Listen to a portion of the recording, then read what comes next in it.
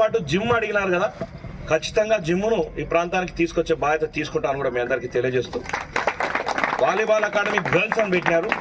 ఇప్పుడు ఉండే దాంట్లోనే స్థల సేకరణ చూద్దాం, అవకాశం ఉంటే డివైఎస్ఓ గారు ఒకసారి మాకు అది పంపించండి. ఏమాత్రం అవకాశం ఉన్నా దాన్ని కూడా ప్రయత్నం చేస్తాం. క్రికెట్ స్టేడియంకి మీరు 5 ఎకరాలు మీరు స్థలాన్ని కేటాయిస్తే దానికి స్పెషల్ బడ్జెట్ మినీ స్టేడియం మీద స్పెషల్ బడ్జెట్ని కేటాయించి అయినా సరే వెంటనే అది కూడా కంప్లీట్ చేస్తాం. స్విమ్మింగ్ పూల్ది కూడా మీరు ప్లేస్ చూడండి, సిటీ సెంటర్లో 2 ఎకరాల స్థలాన్ని మీరు చూడండి. 2 ఎకరాల స్విమ్మింగ్ పూల్ని ఖేలో ఇండియా బడ్జెట్లో అయినా పెట్టైనా సరే ఇక్కడికి స్విమ్మింగ్ పూల్ కూడా ఇచ్చే బాధ్యత మేము తీసుకుంటాము. మేము అందరికీ తెలియజేస్తాం. రేపు సీఎం కప్ ద్వారా జూలైలో మళ్ళీ మనం సీఎం కప్ తయారు చేసుకోబోతున్నాం, మళ్ళీ 2వ సీఎం కప్ను.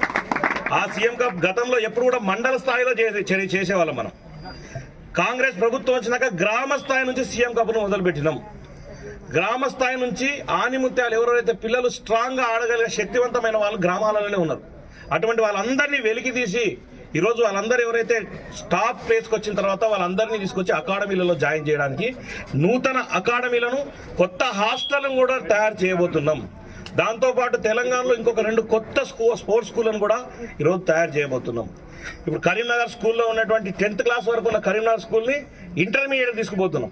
ఆదిలాబాద్లో ఉన్న కరీంనగర్ స్కూల్ని 10th క్లాస్ ఉంటే అది ఇంటర్మీడియట్ తీసుకుపోతున్నాం. హకీంపేటలో ఇంటర్మీడియట్ వరకు ఉన్న స్కూల్ని డిగ్రీ వరకు తీసుకుపోతున్నాం.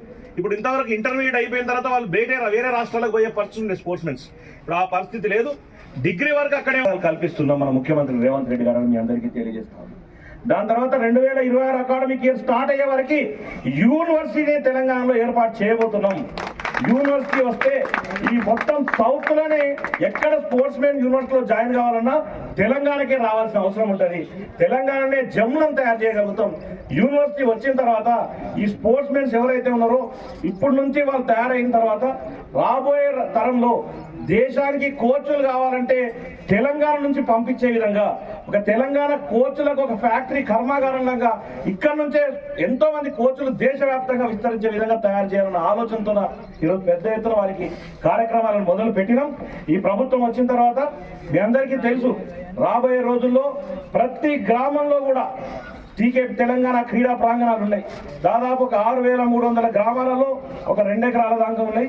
ఇంకా వేరే గ్రామాలలో ఒక 1/2 ఎకరం, 1/4 ఎకరం అట్లా ఉన్నాయి. వాటన్నింటినీ కూడా 2 ఎకరాలు తయారు చేయాలన్న ఆలోచనతో ముఖ్యమంత్రి గారు మేమందరం ఆలోచన చేస్తున్నాం. ఒక సంవత్సరంన్నరలో ఖచ్చితంగా 2028 ఎలక్షన్స్ పోయే వారికి ఆల్మోస్ట్ ప్రతి గ్రామంలో కూడా 2 ఎకరాల క్రికెట్ కానీ ఏదో గ్రౌండ్ అయితే ఉండే విధంగా ఈరోజు కార్యాచరణను సిద్ధం చేస్తున్నాం స్పోర్ట్స్ అథారిటీ తెలంగాణ నుంచి. కాబట్టి రాబోయే రోజుల్లో మా ఆలోచన ఒకటే, ప్రతి ఇంటి నుంచి పిల్లల్ని స్పోర్ట్స్ సైడ్ మరలించాలి. మనం మరిస్తే ఈ మందుకు, మద్యానికి, లేకపోతే ఈ మత్తు పదార్థాలకు బానిస కాకుండా ఉంటాం. గత 10 ఏళ్ళు సాయంత్రం 6 కాగానే నిన్నగా తాగడికనే నేర్చుకున్నాం చాలా మంది.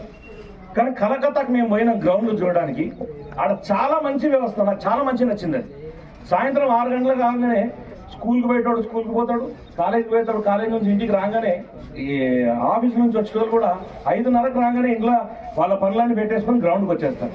గ్రౌండ్లో 1.5 గంటల సేపు గ్రౌండ్లో గడుపుతారు వాళ్ళు.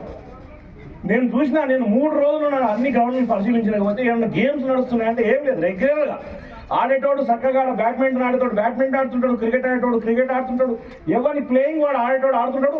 దాన్ని చూడడానికి వచ్చిన కూడా చూసుకొని వాడు బాగా ఆడుతుంటాడు, ఈ గేమ్ బాగా, ఎవరి ఇంట్రెస్ట్ ఏమంటే వాళ్ళు చూడడానికి వచ్చే వాళ్ళకి కూడా ఆ విధమైన ఫెసిలిటీస్ వాళ్ళు కల్పించారు. వాళ్ళు ఆ మైండ్తో ఒక 2 గంటలు గ్రౌండ్ కేటాయించి మళ్ళీ ఇంటికి పోయి వాళ్ళ పనులు వాళ్ళు చేసుకుంటారు. ఆ కల్చర్ని మనం తెలంగాణలో తీసుకురావాలి. ఈ రోజు అంటే ఈ రోజు రాకపోవచ్చు, రాబోయే రోజుల్లో మనం ఇప్పుడు మొదలు పెడదాం. రాబోయే రోజుల్లో ఖచ్చితంగా ఆ కల్చర్ వస్తుంది. సాయంత్రం ఆగలేమో మందు షాపులో ముందర కూర్చుంటాం. ఈ కల్చర్ ఇప్పుడు మారిస్తే నెక్స్ట్ మన పిల్లల భవిష్యత్తుకి వాళ్ళందరూ ఏం చేస్తారు, నెక్స్ట్ స్పోర్ట్స్ సైడ్ వెళ్తారు. వాళ్ళు స్పోర్ట్స్ సైడ్ వెళ్ళిన తర్వాత ఏదో ఒక డిసిప్లిన్, ఏదో ఒక వాళ్ళకి నచ్చిన గేమ్లో ఉన్నారనుకోండి, వాళ్ళ ఆలోచన విధానం మారుతుంది. స్పోర్ట్స్లో ఉండే